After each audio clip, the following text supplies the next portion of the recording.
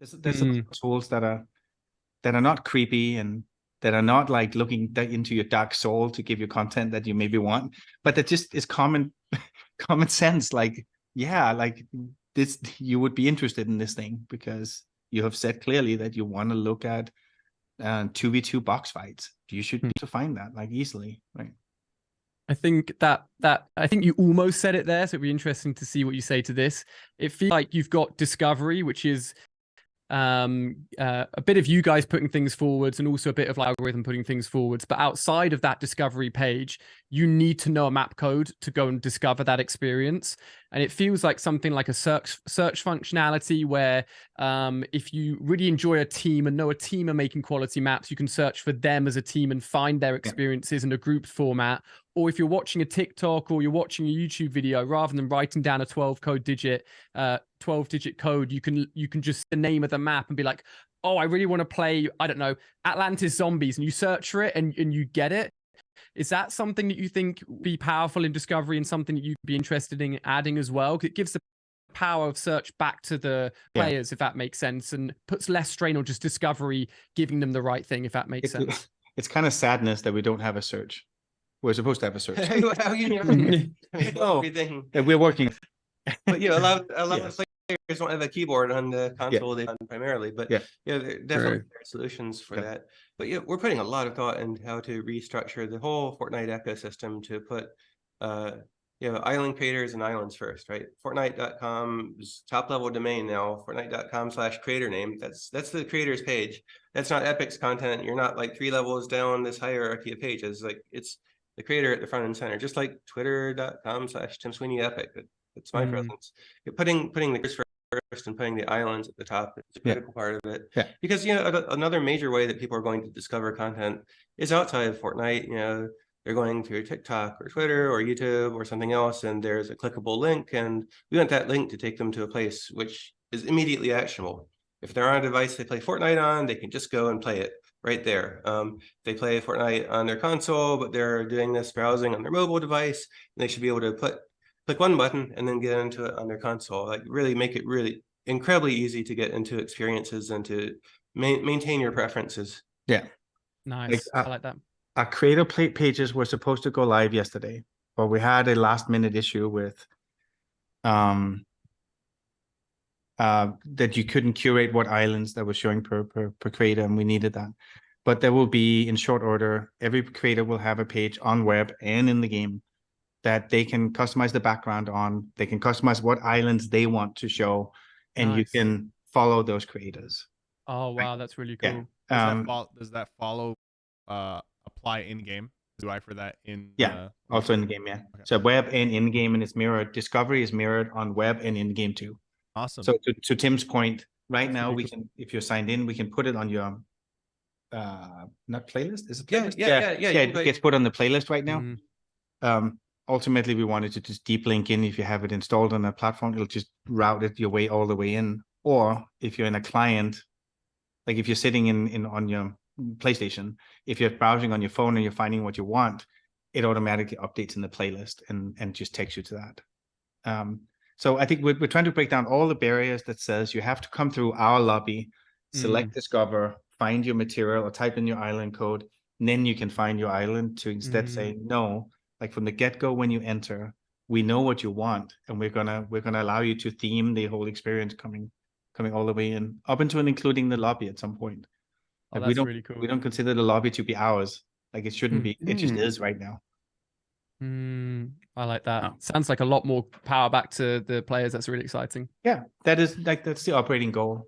Like, everybody has been sent. Every team has been given the same mission: is find a way that no matter who is on the ecosystem feels like they can give their players like the way, like they can get them to see that creator in their light, similar to how we would do it at Epic.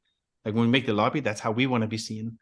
That doesn't mean that when people come and see you and they follow you, like they might want to see it in a different way. Like that should be entirely up to you to set that up.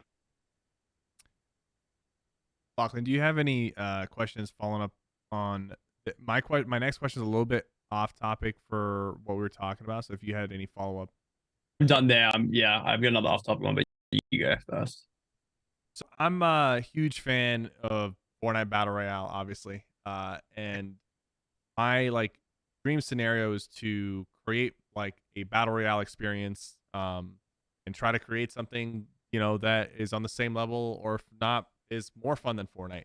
After playing the game for a long time, that is like a big goal with UEFN, and being able to like maybe push out live events on this like island that I create, like a Kraken event, or being able to like have features where you can play solo, duo, trio squads. Like creating my own like miniature version of the Fortnite experience is something that I really want to be able to tackle.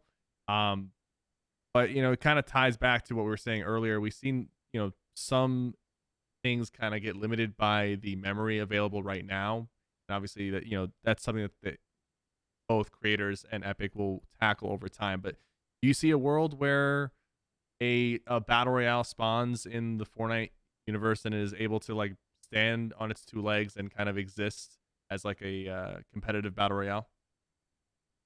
Yes. Yeah. Yeah, absolutely. And the barriers to that are technical. Right now, there's this big problem that Fortnite Battle Royale is this giant pile of C++ code we wrote that needs to be separated and picked apart and separately downloadable and everything else. And as we work on all of that, and especially the content streaming features, so you can get into a big island without downloading 20 megabytes of data.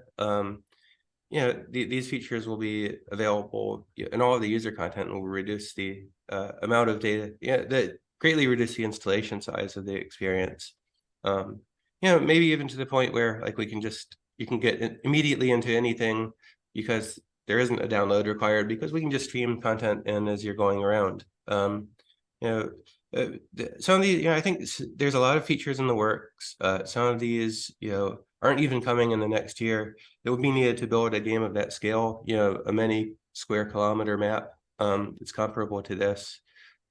You're also going to find for building a game, if you want weapons that work differently, that have more, like Call of Duty style shooting model, or other substantial differences, then you need a whole lot of new programming interfaces that we haven't built yet and are just starting to think about. You need programming interfaces for managing individual weapons. You need programming interfaces for tying into the Fortnite weapon system, for tying that to the HUD. There's a whole lot of pieces of like detailed gameplay mechanics that have not yet been exposed to Verse, and that we're working on tackling piece by piece. And so as these pieces come online, you'll find more and more genres of games are able to be filled out. And also, even if you're building a game in the Battle Royale genre itself, more and more things that are just kind of hard-coded into the Fortnite weapons we provided will become available to creators to customize and have full programmatic control over. But there's just a lot of work to do as we do that. And simultaneous with this, Epic is we use the term dogfooding. We're using these systems ourselves as we're building them for creators, and torture testing them that way. But we see ourselves at the very beginning of a 2 or 3 year process for rewriting all of the gameplay logic of Battle Royale, which is right now a big C++ code, right? Rewriting that in Verse. And as we do that, we're going to be using ourselves all of these interfaces that we're building for creators, and these things will come in over time. But it's a big open heart surgery process. We're transforming all of Fortnite from this big project Epic made into an ecosystem that anybody can customize however they want.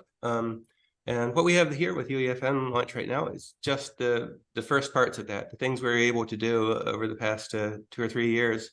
And there's a lot more coming, and a lot more. And it's just taking, hundreds of folks at Epic, literally, to build all these systems out. We did right before we launched, we did the last all hands at the UEFN team and the Verse team to kind of give a preview of everybody and say thank you for everybody for, like, as we're going into cert on all the different consoles, and there was a lull. We had over 800 people attend the all hands. Like that's a stunning amount. The core UEFN team is about 150 people, but it ringed out into all of Epic really, like in the last, like in particular last 3 months, but the last like 12 months have been like escalating like deeper and deeper into Epic, because there's not a thing that didn't need to get reinvented, from how I don't know, like the sequencer team all of a sudden needed to care about UEFN in a particular way, because Fortnite is different than just doing it in UE. And the moderation team needed to, or customer service, or the docs and learning team, or like it just cascaded out. But that's what it takes. Like shipping a new like creator platform like comprehensively is an undertaking you need the size of Epic to really do now. Like to try to do that, as Tim said, open heart surgery while you're operating a game with millions and millions of players. Like it's one hell of a it's like one hell of an undertaking. I think that the happiest moment yesterday was we didn't take down BR as we shipped UEFN. Like that's a very real possibility. These things are intertwined in a way that they're not easy to untangle, and we're going to spend the next couple of years just untangling these things to get back to a place where it really feels like a slim client with whatever you want to lay on top of it. Awesome. Yeah.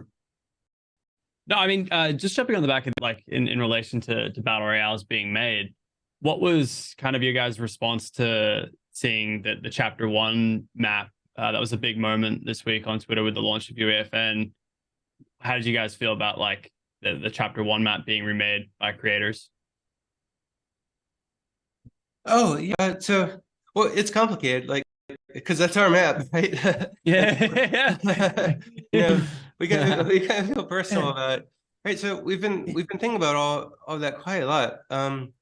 Like that the rule can't be that you like just rebuild Epic's content as your own and make the money from it, right? And so we've been thinking about how we wanted to approach that and a bunch of other things.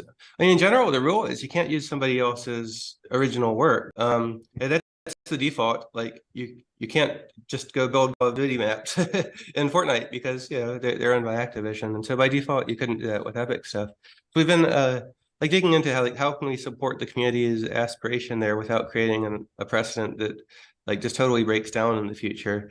And so I think what we're selling in there is like being cool with people remaking the chapter 1 map specifically, not necessarily all the other maps, and definitely not crossovers where we work with partners, and that's there are properties involved in that. But saying that content can't be monetized, right? Because if it's like Epic building something and then you rebuild it and you make the money from it, like that's a weird business model. And so we're sorting that out for that content, and also thinking about like, well, about all these other Epic games we've made in the past. Can you make an Unreal Tournament map? How does monetization work there? So we're thinking all of that through, but like we love to see this for 1 map thing, and we're like trying to make it in a non-commercial way right now. I think the opportunity is to make IP for everybody, to make their brand, like for you and every other creator, like to make things you own, right? And I think the sort of the fan in us wants to rebuild things we've done before. Like rebuilding Zelda seems like an obvious thing to do, but it also is Nintendo's. and in order for us to build like an ecosystem that is forward looking, that's sustainable, that partners frankly want to participate in, like we have to observe guide laws on maps. That's just a basic premise here. I think the success that people see inside Fortnite are when they make something original, not when they make our stuff anyways. Like the long-term success is not making remake because we are bound to remake it again. Because that's kind of like this business is cyclical, right? Like the maps we've made pull from them all the time to make new things, to pull on nostalgia strings, to reinvigorate like a particular community. Like they're very important things to us that we've invested a tremendous amount of time and energy into building the lore around them. But the balance is we're also giving you a lot of the Fortnite assets that you can build with. Like if we give you Tilted, like what can you do with Tilted? Well, you can do anything you want to with the assets that given, but you can't recreate the totality of the experience and say, this is my map. That's essentially like the line we're trying to draw here. I really like that, personally speaking. I think there's so many possibilities with UEFN and so many creative ways to approach it that kind of putting the focus on creating something new should always be like I mean, obviously copyright is copyright. We're all content creators. We don't want people copying our videos and uploading exactly, them. So it's the same scenario. No, that's a great question. ALIA, do you have anything to follow up?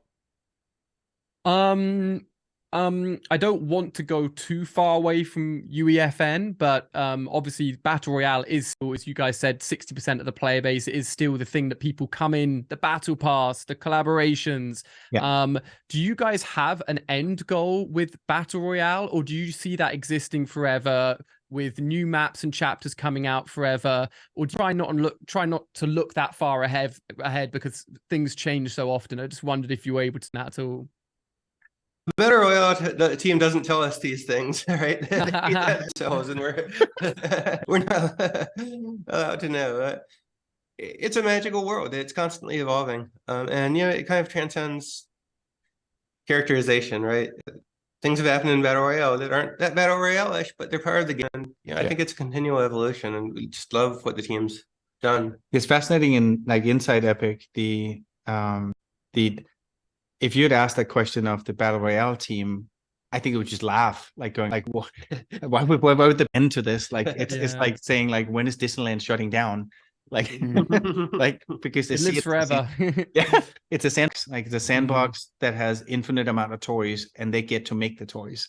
Like that's a pretty enviable position to be in. And try to allow like every part of Epic to evolve on its own, like that. Like understand like why they're successful, understand their own brand and their IP, but like single-handedly take charge of the future of that part of the business, similar to what I work on the creator side, and Alan and that team over on the Battle Royale team.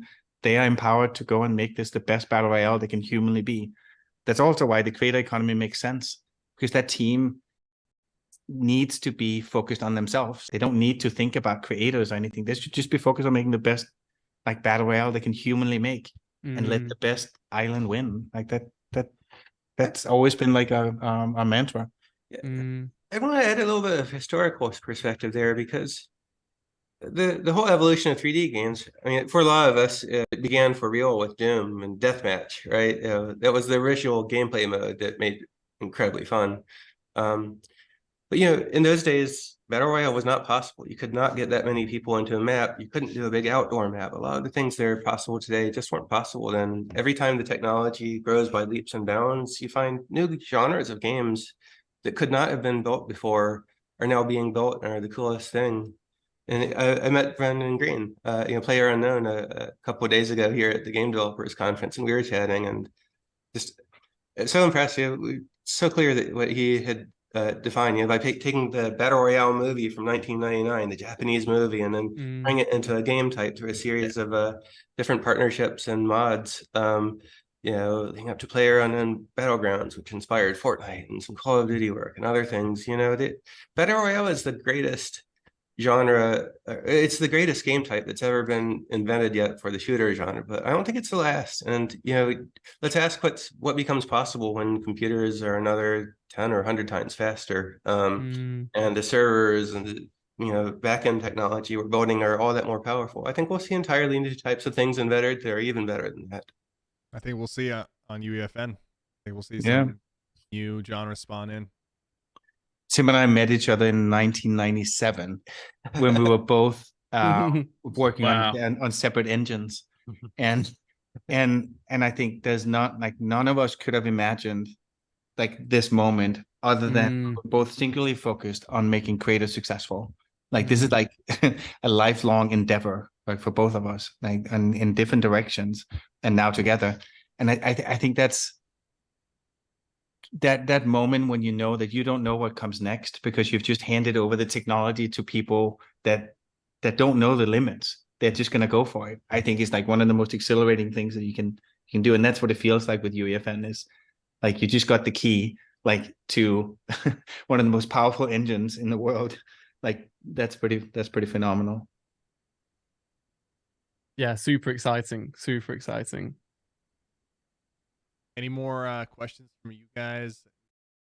You can jump in with one, Cypher, if you've got any. Yeah, so we talked about it earlier. Obviously, the creator economy monetization right now needs to be focused on engagement, because we need to put out a good product and good game modes. And I know LACHLAN asked this earlier, but even though it's not in the immediate future, do you guys still envision a world where creators are able to have their own, cosmetic upgrades and like V-Buck purchases on their own maps or experiences? Well, the philosophy is that having a great experience for players has to come first. And I think there are scenarios there where direct purchasing could make sense. We considered the case of a concert. So far, Epic's worked with amazing musicians to produce a few concerts, but wouldn't it be awesome if the music group could make their own concert, if they could make money from it, in lots of different ways? And we want to enable that sort of thing, and that might lead to direct purchasing capabilities that go beyond just cosmetics with the revenue sharing model. But what we don't want to do is create a race to the bottom where the greediest and worst games win. And what we've seen, like just looking at mobile app stores, for example, because Apple and Google have built massive ad businesses around App Store advertising. That you search for before Fortnite had been kicked off the iOS App Store, you'd search for Fortnite and you'd find PUBG because as the #1 result, because they bought the ad. And when you search for PUBG, you found Fortnite and it pissed me off, but it turned out the Fortnite team had bought the ad and we were paying which I don't think companies should do, but yet Epic was doing, and our competitor were doing it, and because they created this system, and they say don't hate the player, hate the game, but like you should actually hate the idiots who built that game, because that game and we don't want to create a race to the bottom. In mobile gaming right now, the top earning games are mostly really greedy, pay to win games full of loot boxes. Yep. And that's the case for a reason. It's because Apple and Google built their App Store business models around a model where like the way to get users into your game is to spend as much money as you possibly can on advertising. And the games that make the most money per user are able to spend the most money on ads. And that means they're able to bid the most money on each ad for each game. And so all of the winners of all of the ad options are the worst games. And that way players are just constantly, force-fed, a menu of games with really bad commercial practices. And so, you get into this vicious cycle where they make all the money, so everybody invests in building more of those games, multiply that by every developer thinking about what kind of game should I build? And, they find that, you can't just build a quality, fun, paid game anymore on iOS. You can still do that on Steam, you can still do it on the Epic Games Store, you can still do it on console, but you can't do it on mobile because nobody will pay for it, because the game, the system they built failed. And, we want to very viscerally not let that happen here. And so even as we work on expanding the economy and having more ways of spending, we just really are cognizant not letting it turn into that thing.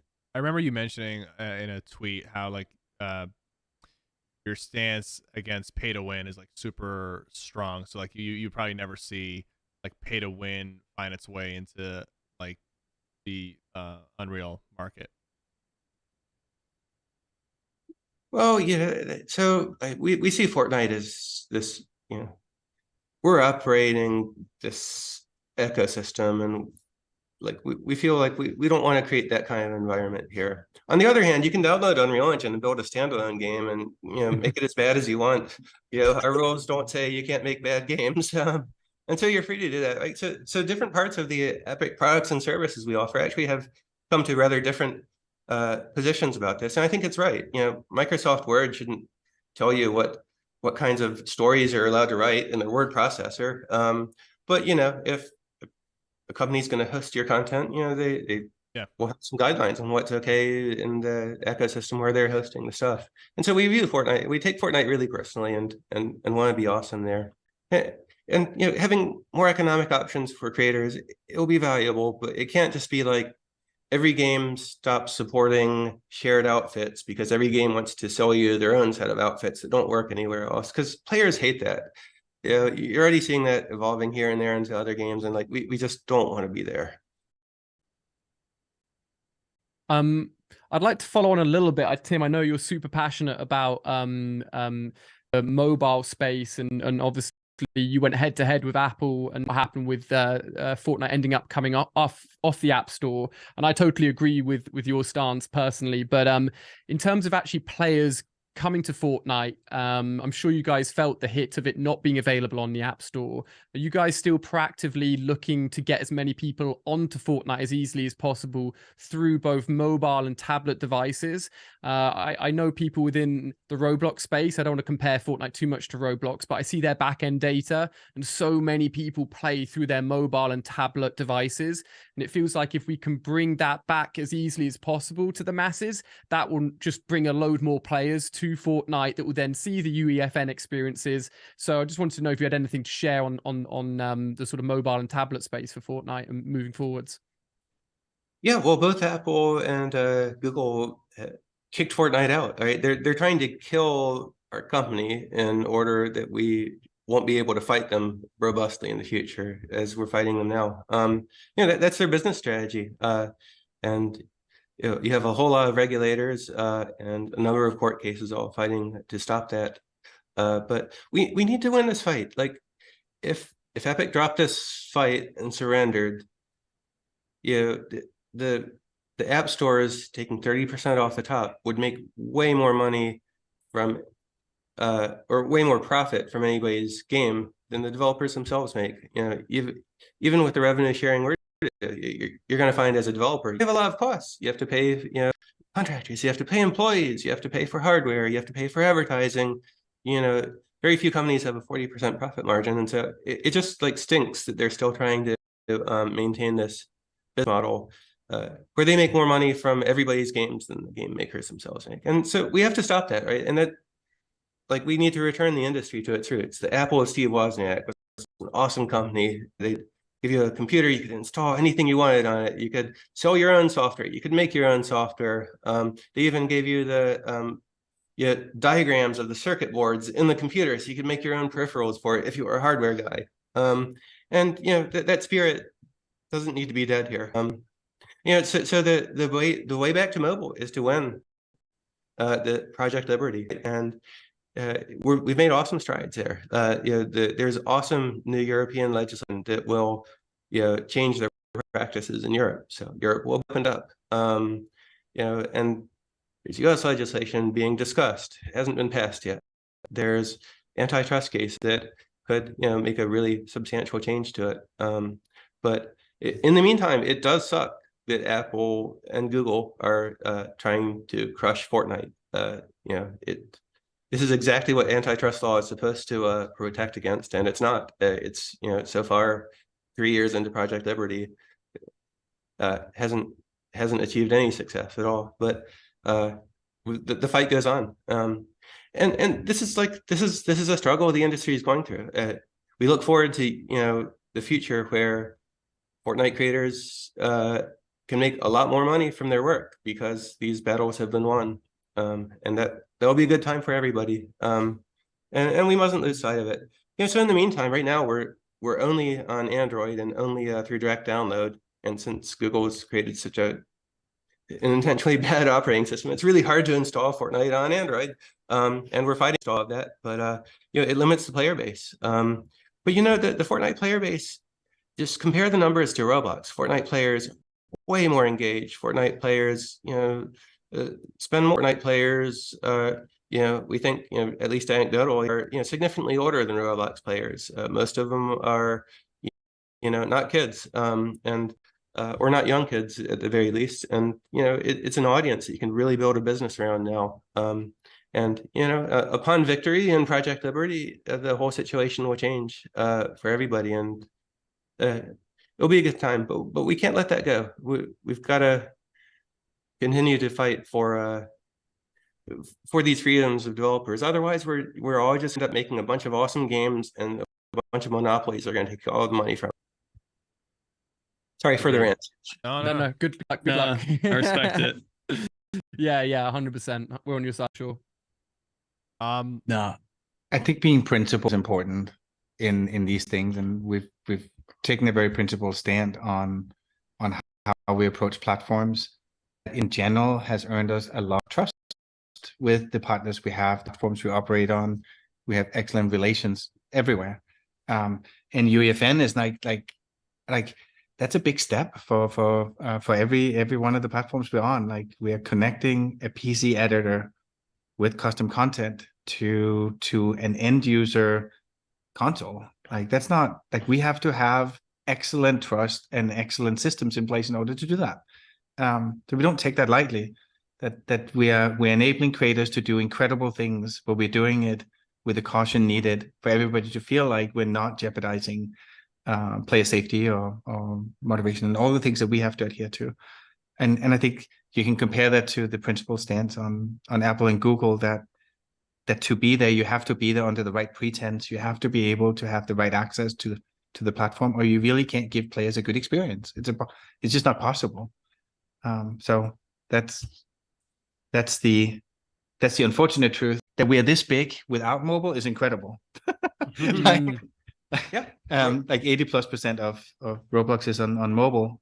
So compare that to whatever 70+ million that we have right now on console plus PC. Like, we feel very fortunate of being this successful without what everybody would say you need mobile. Well, we don't. We want it. We don't need it. Yeah. But picture a few years out. The laws changed, the regulations changed, the courts have ruled on these topics. Back on mobile, have Battle Royale and a dozen other genres all filled out. New genres have been invented by the Fortnite creator community. That's a world where there could be a quarter billion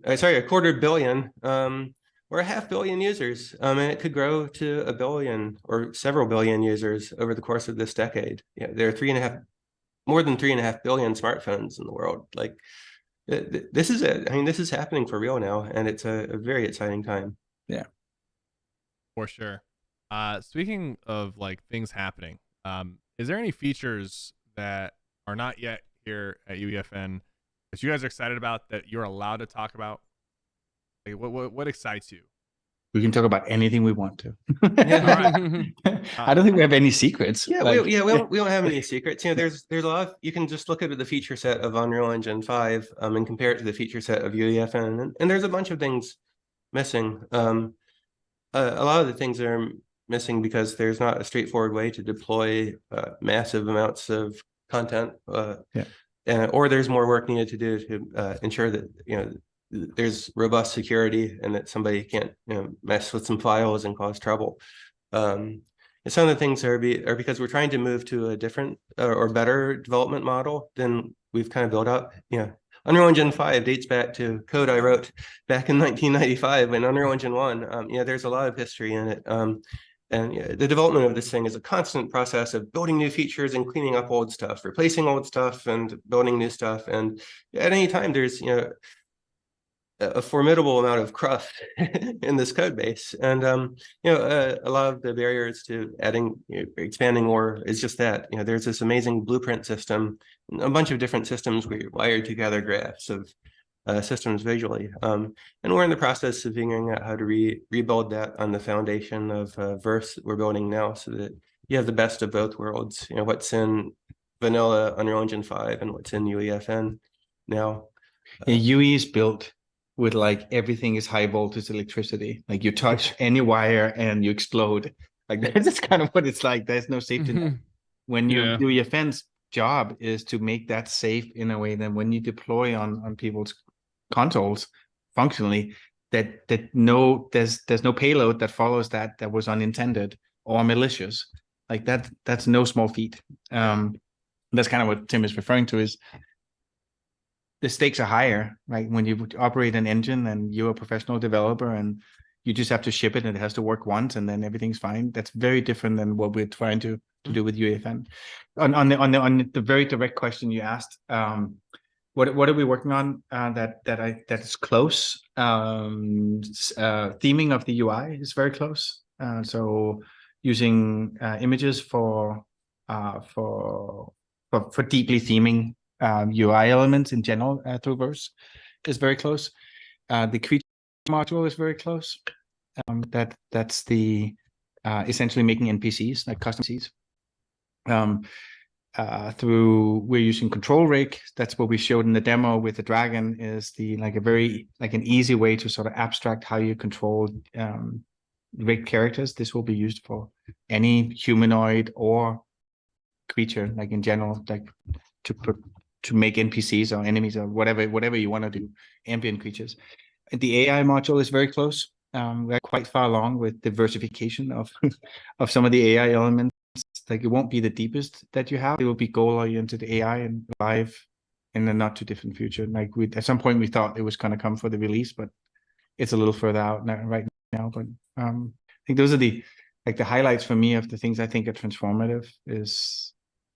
Are those that you can start repopulating your world with the things you make, that you animate, that you download. Yeah. That's awesome. That's incredible. Guys, I know we've been talking for an hour, but I want to squeeze one question in, super short, super lighthearted.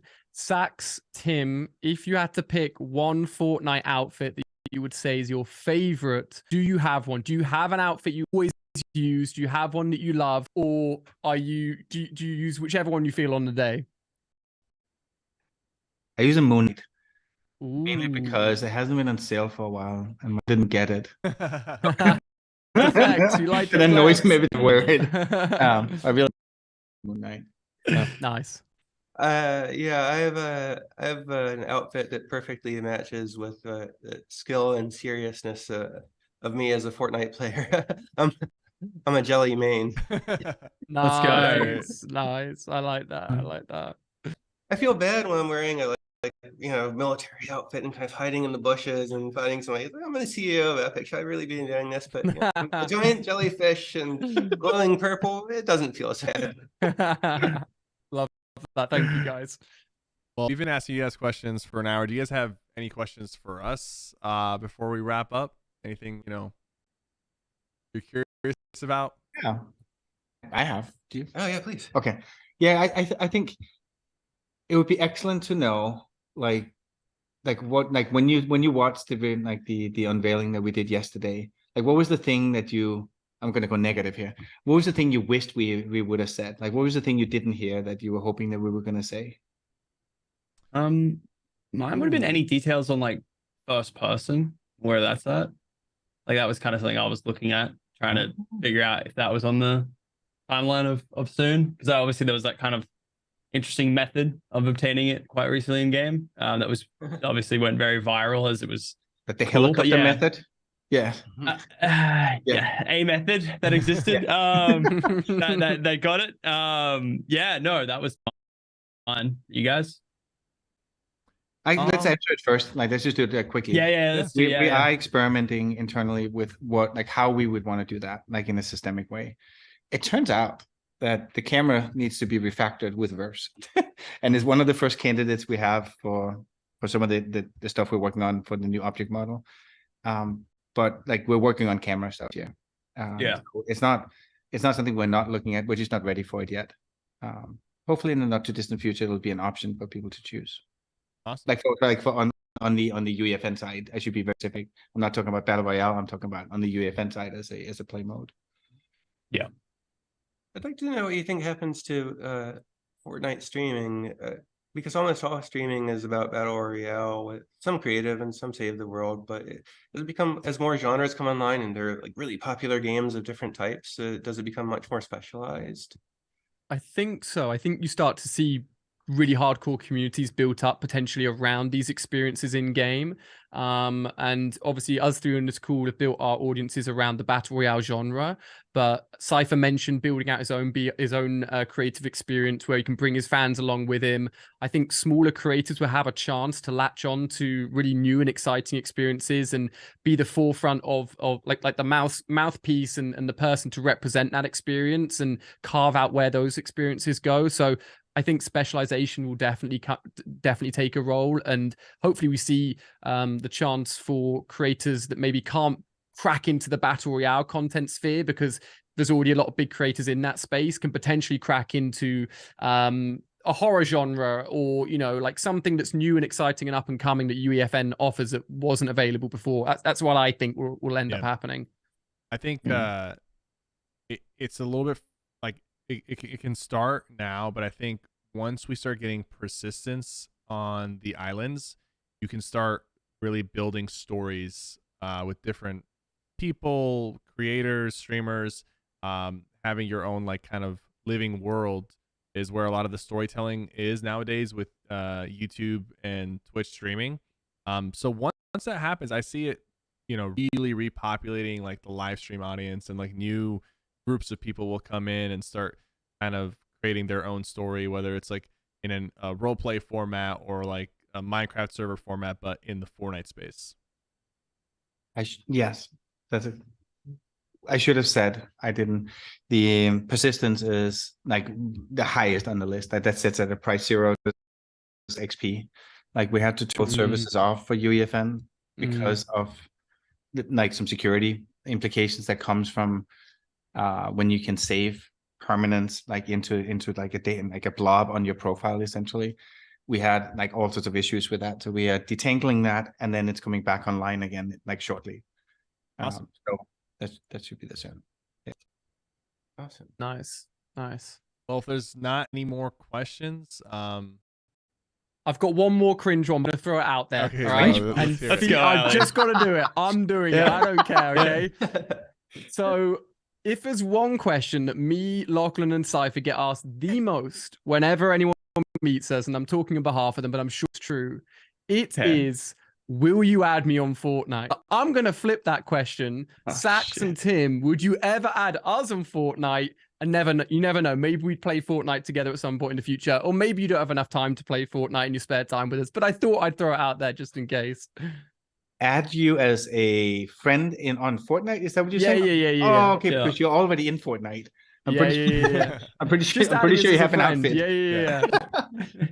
Yes, like absolutely. Yes, Love that. I play a lot. That's awesome. That's really cool to know. The truth is, a lot of the leadership team plays a lot. Like that's awesome. There's judgment if you don't reach like a reasonable level through a season, no matter how busy we are. So I love that. I've tried to add a lot of people as a friend, but nobody knows who I am in Fortnite. I have 6 people in the real world who know my name. It's a mystery. Because it's not an Epic identified name. I have a personal account I always play on, and nobody knows. So like when you're playing with a random person, if they're goofy and they're running around as jelly and not very good, it might be me. If I ever see a jelly now, I'm gonna think this could be Tim. No, I appreciate that, guys. Thank you so much for your time. Awesome, guys. This was a great conversation. Thank you so much to everyone and the chat and everyone for all the awesome answers.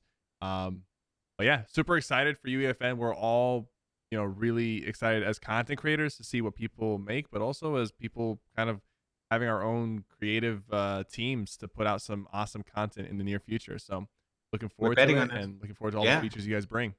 Yeah, absolutely. Thank you, everyone. Thank you. Bye. Awesome. Cheers, guys. Thank you. Cheers, guys.